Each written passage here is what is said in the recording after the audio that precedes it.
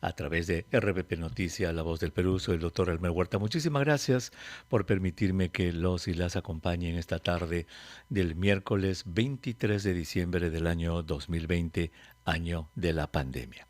Muchísimas gracias por su sintonía. Vamos a pasar juntos la próxima hora y media acompañándonos mutuamente. Gracias por eso. Porque recuerda que eso es la radio. La radio es compañía mutua. Ustedes me acompañan y yo los acompaño. Y gracias por eso. Estamos a 23 de diciembre, víspera de la Nochebuena, mañana 24. Ya estoy seguro que usted, señor, señora, ya hizo sus planes. Y usted cae en esto de planes en dos categorías. En la categoría en la que va a hacer las cosas, como lo vamos a delinear en un momento en el programa, con mucho cuidado para disminuir su riesgo de contagio al mínimo. Y la otra categoría es que usted va a decir, bueno, total, y va a hacer las cosas quizás a su manera, como las hace siempre, como las hizo todos los años. Ojalá que para el primer grupo mantengan su decisión de tener una celebración de noche de Navidad lo más baja en riesgo posible de contagio. Y que para el segundo grupo nuestro programa les sirva para que esta tarde puedan reconsiderar sus planes y decir, yo creo que no vale la pena que nos arriesguemos. Y ese es el tema. Vamos a conversar sobre las medidas de seguridad que tenemos que tener en estos días, hoy día, mañana. Y lo otro, vamos a ver que ya llegamos al 1.000.000 de casos. ¿Qué significa haber llegado a 1.000.000 de casos en este contexto? Y la doctora Valerie Pasoldán, ella ya ha estado con nosotros antes en el programa, ella es doctora en salud pública e investigadora de enfermedades infecciosas, nos va a ayudar a caminar este trecho del programa y enseñarnos qué es lo que debemos y no debemos hacer, recomendarnos qué debemos y qué no debemos hacer. Doctora Pasoldán, qué gusto de saludarla, buenas tardes. Buenas tardes, un gusto estar con todos ustedes esta tarde. Encantado, doctora. Gracias por estar nuevamente con nosotros en el programa. Doctora, como especialista en salud pública, investigadora, ¿cómo le cae la noticia de que el Perú ha superado el 1.000.000 de casos diagnosticados? Me da mucha pena porque sé que todos hemos tratado en lo posible, espero que todos hayan tratado en lo posible de tratar de mantener una cuarentena rígida como se pidió al comienzo, y a pesar de todo lo que se ha sacrificado, podríamos decir, llegamos a 1.000.000 de casos, ¿no? Me hubiese gustado que no tuviésemos una ola tan grande. Sé que hay zonas donde aún no lo han sufrido y hay otras zonas que lo han sufrido bastante. Pero la realidad es un virus que es altamente contagioso y mientras que estemos en una sociedad donde compartimos espacios y compartimos eventos sociales, va a suceder, ¿no? Pero da mucha pena. Da pena, efectivamente. Sobre todo que la epidemia no se ha controlado completamente. Todavía estamos teniendo decenas de fallecimientos por día. Todavía tenemos casos numerosos y en sectores de nuestro país que no fueron azotados durante la primera ola se está documentando que el porcentaje de positivos está aumentando. O sea que esto, doctora, se va a poner peor, ¿usted cree? Bueno, definitivamente ha habido un incremento en casos. Uno de los problemas que estamos viendo es que ya muchas de las camas de UCI, de cuidados intensivos, siguen acopados por la primera ola. Entonces, no estamos empezando con un hospital vacío, estamos empezando con camas ya llenas, con doctores y profesionales de salud ya cansados, han estado trabajando fuertemente hace más de 10 meses. Y entonces entramos con un poco de cansancio y con una población que también está cansada, una población que está cansada de estar adentro, y esa es mi preocupación.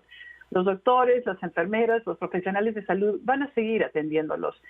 Las camas disponibles no se puede hacer mucho, o sea que realmente queda mucho en nosotros, la población, de a pesar de nuestro cansancio, a pesar de querer salir, realmente queda mucho peso en nosotros de hacer lo correcto, ¿no? De quedarnos en casa, de continuar evitando eventos sociales, de continuar distanciamiento social y físico, ¿no?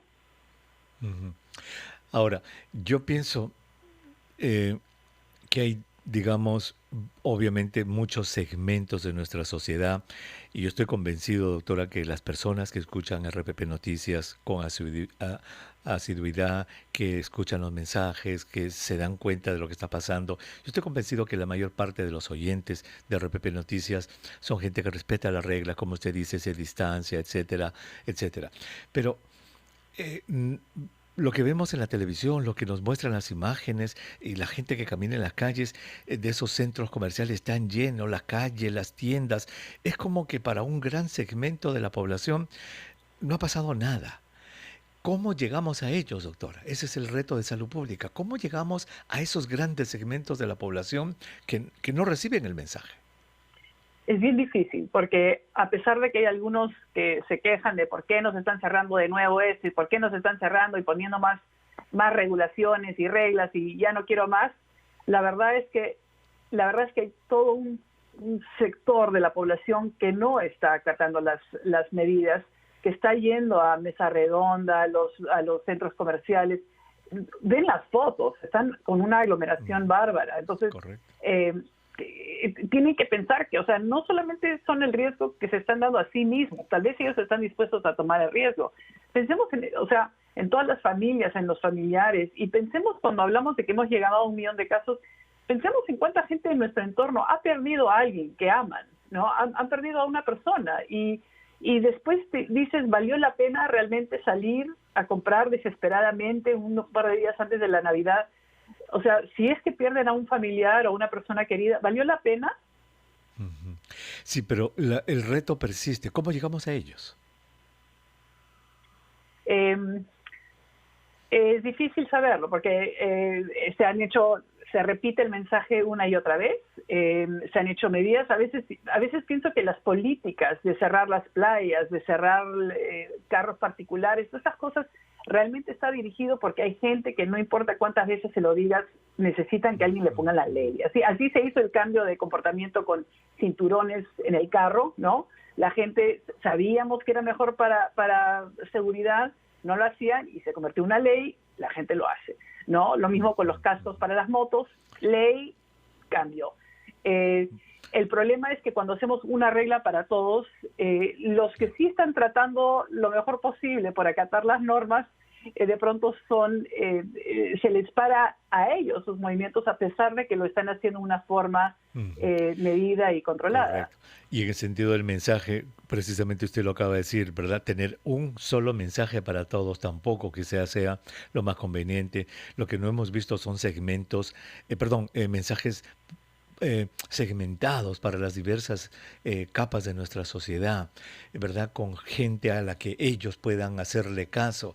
De repente, obviamente, para muchísimas de esas personas, un programa como este, que es de salud, en base a ciencia, en base a evidencia, no les apetece, pero ellos de repente escuchan a un futbolista, a alguien del mundo del espectáculo o alguien del mundo de la música, no sé. Eso es lo que no hemos visto, doctora, me parece. No hemos visto segmentación de los mensajes en nuestra comunidad. Yo creo que eso podría ser importante. Doctora, permítanos hacer una pequeña pausa y vamos a regresar ya para entrar de frente también en las recomendaciones que tenemos que hacer de fin de año. Regresamos. Son las tardes de todo sobre el coronavirus a través de RPP Noticias, la voz del Perú. Soy el doctor Elmer Huerta, acompañándolos y acompañándolas en estas tardes de pandemia. Hoy ya estamos a miércoles 23 de diciembre y ya estamos en vísperas de la Nochebuena. Estamos conversando con la doctora Valerie Pazoldán. Ella es doctora en salud pública e investigadora de enfermedades infecciosas también. Y está con nosotros analizando qué es lo que podemos hacer como sociedad para que la cosa no se ponga peor, para que este 1 millón de casos que acabamos de alcanzar dentro de poco no se conviertan en 2 millones. ¿Qué es lo que podemos hacer?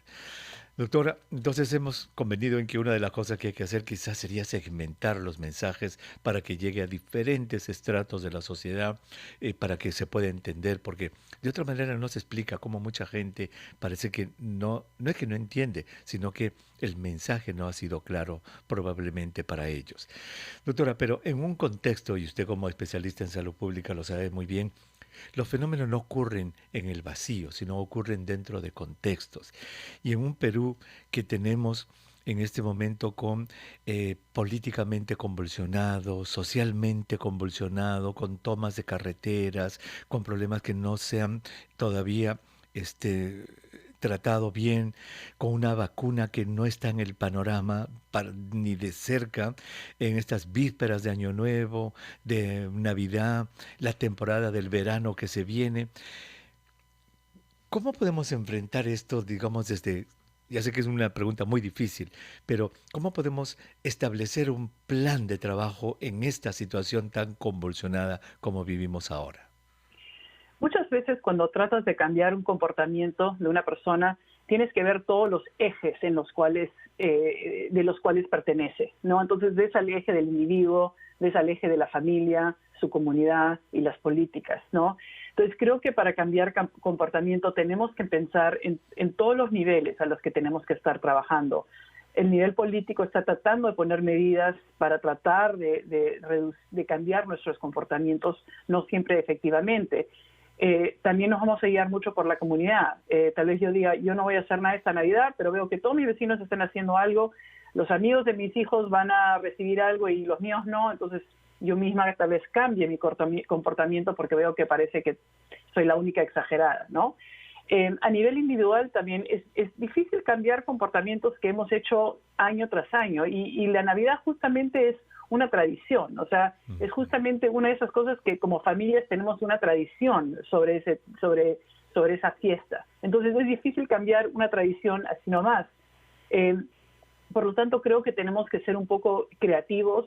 En los comportamientos hay una teoría que se llama teoría del cambio de comportamiento por economía, y el tema es que uno tiene que ir haciéndole acordar a la persona porque cambiar ese comportamiento requiere mucho empuje. Es como cuando tú empiezas a hacer ejercicio o empiezas a hacer una dieta y al comienzo caes mucho, entonces necesitas seguir recordando ese empuje. Entonces creo que por eso muchos de estos programas han estado tratando de hacerle recordar a la gente, no se descuide todavía, repitamos ese mensaje. Efectivamente, tal vez hay otros voceros de ese mensaje que deberían salir, pero la verdad es que yo lo que siento que es importante es reconocer que es una tradición que es difícil cambiar. Entonces, seamos creativos, tratemos de utilizar nuestra creatividad para hacer algo diferente esta Navidad, que aún nos traiga juntos, ¿no? Que estemos juntos como familia por teléfono, haciendo un juego, una dinámica por teléfono, pero protejámonos y sabiendo que no es para siempre, es un contexto de este año, ¿no? Ujú. Exacto. Y ese planeamiento no solamente debe partir de los gobiernos centrales, doctora, me parece, por ejemplo, ahora se están entregando los bonos en el Banco de la Nación y hemos visto esas colas gigantescas, esas que están la gente muy junta. Pero no es la primera vez que se entrega esto, no es la primera vez que tenemos esto.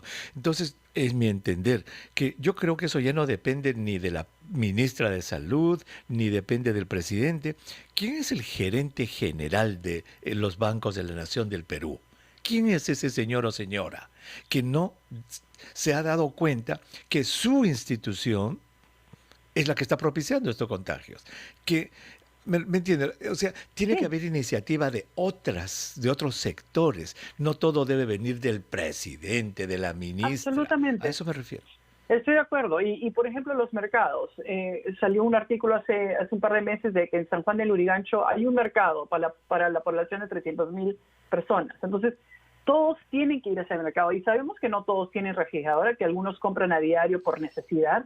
Entonces, todos los días se están exponiendo. Entonces, desde mi punto de vista, hemos debido desde un comienzo hacer mercados en esquinas, dividir estos mercados, tener mercados en llantas, rodando, ¿no? Por la ciudad para que puedan comprar las personas Itinerantes. Ujú. claro. Y el problema es que no se ha hecho. Ya vamos 10 meses y no han habido ajustes a ese nivel que estamos hablando del eje de comunidad. No se han hecho esos cambios que se necesitaban, que podrían ayudar a que la gente no tenga que salir tan lejos.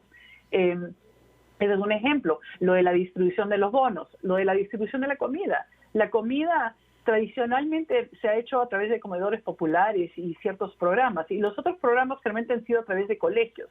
Entonces, el comedor popular pero las primeras las primeras donaciones de comida que se hicieron fueron en cajas por las municipalidades que nunca se han dedicado a hacer este tipo de entrega y de este tipo de trabajo. Entonces, ¿por qué no canalizarlo por esas estructuras ya organizadas dentro de nuestra sociedad?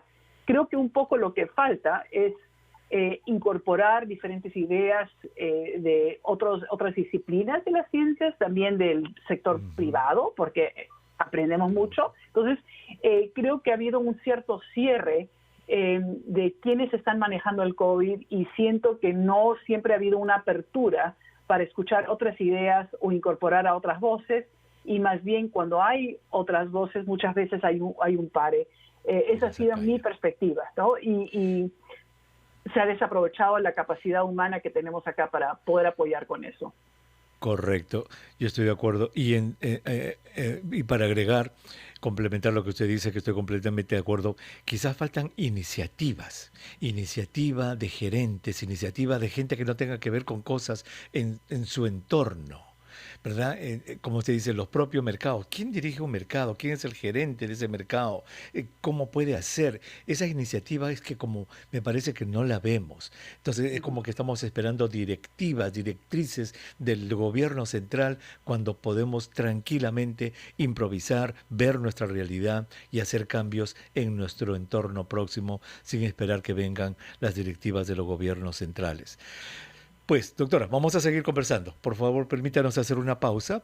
Vamos a escuchar los titulares de la hora para que nuestros oyentes se enteren qué está pasando en el Perú y el mundo. Muchas gracias por estar con nosotros. Estas son las tardes de todo sobre el coronavirus a través de RPP Noticias, La Voz del Perú. Soy el doctor Elmer Huerta. Muchísimas gracias por permitirme que los y las acompañen estas tardes de pandemia. Miércoles 23 de diciembre del año 2020. Año de la pandemia. Si usted recién se une a nuestra programación, estamos conversando con la doctora Valerie Paz-Oldán. Ella es especialista en salud pública, investigadora de enfermedades infecciosas, analizando un poco esto del 1.000.000 de casos que tiene nuestro país.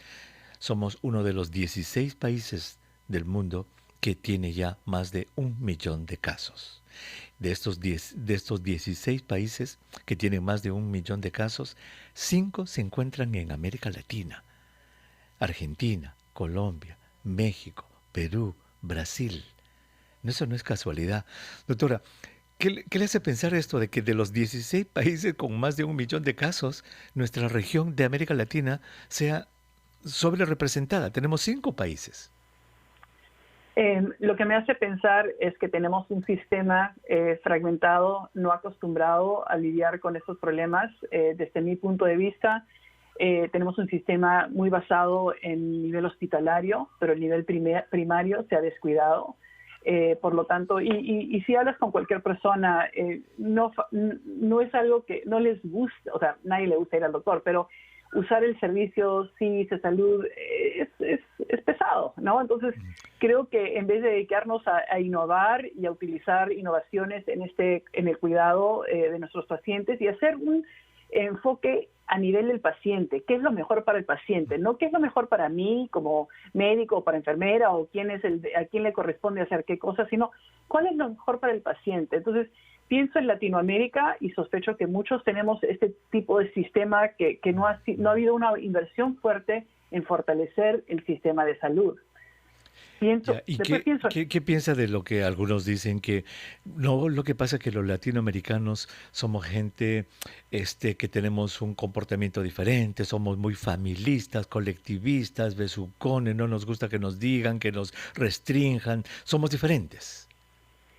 Mira, hagamos otro ejemplo con África. O sea, yo viví 1 año y medio de mi vida en África, pero tiene otras condiciones. Primero que tal vez hay comunidades más pequeñas, hay algunas excepciones, obviamente en Nairobi, hay ciudades grandes como Lima, pero otro tema es que en África han estado lidiando con muchos brotes, por ejemplo, Ebola, han tenido varios tipos de brotes fuertes, y en realidad creo que les ha preparado para esto, porque están preparados para reaccionar y la gente acata, número uno. Y segundo lugar, tiene una población de más edad, de menor edad, y por lo tanto creo que se han visto menos muertes porque la población es menor en general, ¿no? Pero creo que en los países no quiero generalizar porque es pésimo hacerlo, pero creo que en Perú, en Latinoamérica, tenemos esa tendencia, hecha la ley, hecha la trampa, de ganarle al sistema un poco, que creo que en otros países no lo ves tanto, y creo que eso no nos ha jugado bien en este momento. Exactamente, porque llama la atención en realidad 5 de 16. Wow, es más, con casi 40% de todos los países del planeta que tienen más de 1 millón de casos se encuentran en la América Latina. Doctora, ya para ir a las fiestas de mañana y de la próxima semana,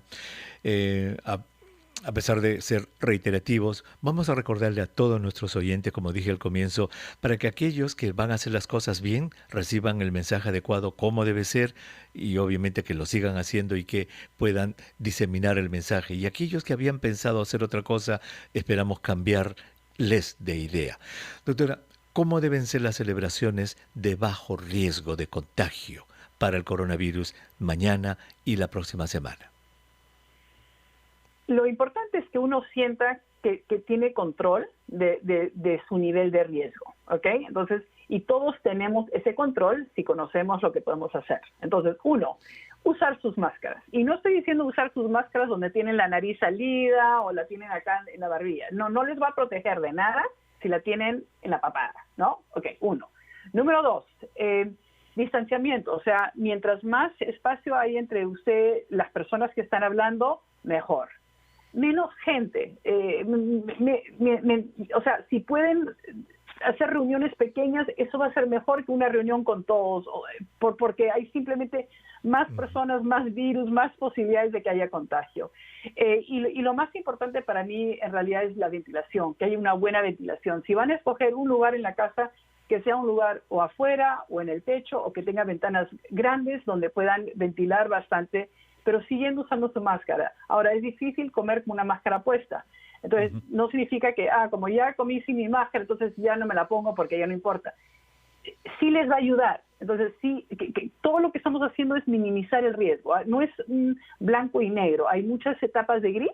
Entonces, ustedes lo que tienen que pensar es cuáles son las cosas que con más certeza me van a ayudar a proteger. Entonces, mi máscara, mi distanciamiento, evitar grupos grandes si puedo, cancelar con parte de la familia y la duración de contacto. Entonces, si están en un lugar y van a estar hablando un buen rato con su cuñado o alguien, traten de sentarse en un lugar ventilado, afuera, donde haya un suficiente espacio. Estén conscientes, o sea, no estamos diciendo que no pueden hacer nada, pero sí estamos diciendo que estén conscientes de usar las máximas protecciones posibles. Correcto. El asunto es entonces, el mensaje a nuestros oyentes es, señor, señora, piense en cómo puede usted tener un evento, una reunión familiar de bajo riesgo de contagio. Eso es.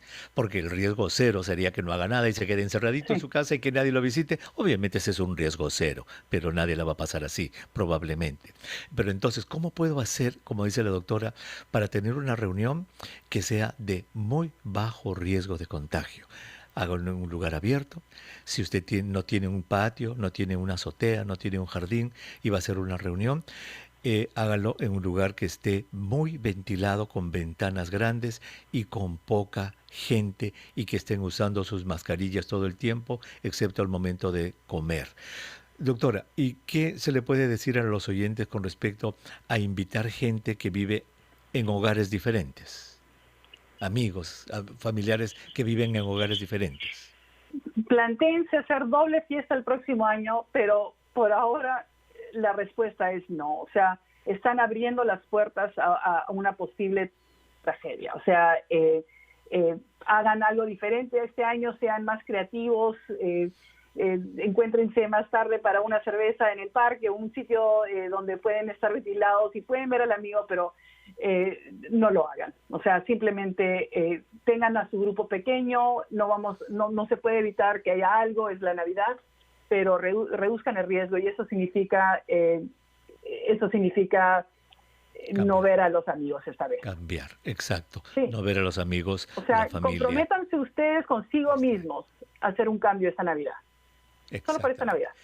Exacto, porque el infectado de mañana en la Nochebuena o la infectada de mañana, jueves 24 de diciembre, va a ser la persona que va a empezar con sus primeros síntomas de contagio allí por el 29-30 de la próxima semana.